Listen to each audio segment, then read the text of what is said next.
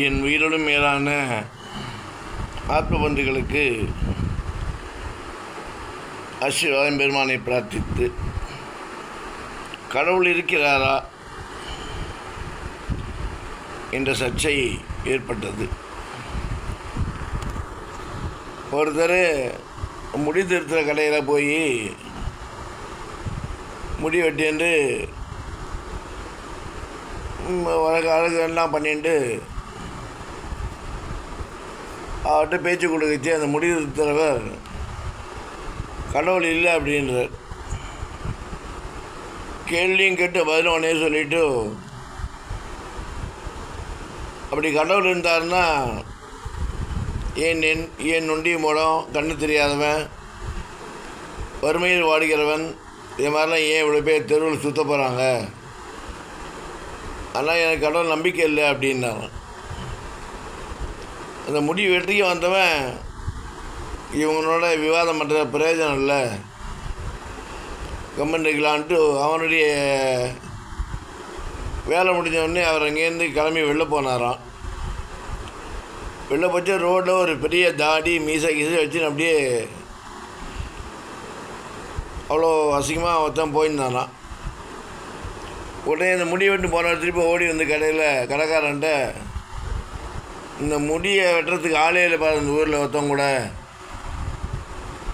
போகிறான் பாருங்க முடியை வெட்டிக்காமல் அப்படியே, இல்லை முடி வெட்டுறதுக்கு ஒரு ஆள் இருப்போம் அப்படின்னாலாம். உடனே இந்த சலூன்காரன், இல்லையே நான் தான் இருக்கேனே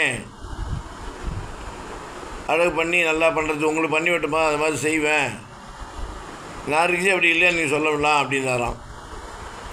உடனே அந்த முடி வெட்டிக்கு வந்தவர் முடி வெட்டி போனவர் சொல்கிறாராம், இப்படி தான் கடவுள் இருக்காரு, நம்ம தான் போய் கடவுளை தேடி பார்க்குறதில்ல, தேடுறதில்ல, தேடாமல் போகிறனால தான் நம்ம கடவுள் இல்லைன்னு சொல்லிட்டு இருக்கோன்னு அந்த முடி வெட்டின்னு போனவர் சொன்னோடனே அந்த சலூன் கடைக்கார வாயை மூடிட்டாராம், பதிலே காணும். நீ தேடின்னு போக மாட்டேங்கிற, இருக்கிறத உணர மாட்டேங்கிற, உணர்ந்து கொள்ள மாட்டேன் என்கிறாய்.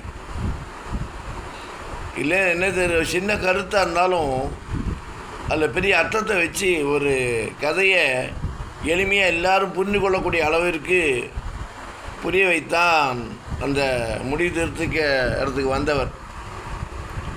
இல்லைன்னு என்ன தெரியுது, கடவுள் இல்லாத இடம் கிடையாது, கடவுள் இல்லாத செயல் கிடையாது, கடவுள் இல்லாமல் நாளும் விடுவதில்லை, நாளும் நடப்பதில்லை, நாளும் போவதில்லை.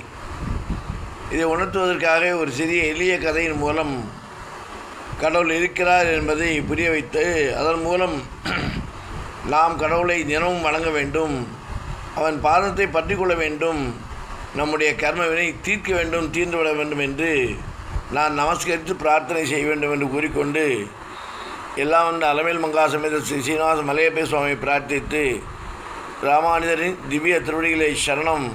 கடவுள் என்றும் எப்பொழுதும் இருக்கிறார், இருந்து கொண்டு இருப்பார், எப்பொழுதும் இருப்பார், இதுவே சத்தியம்.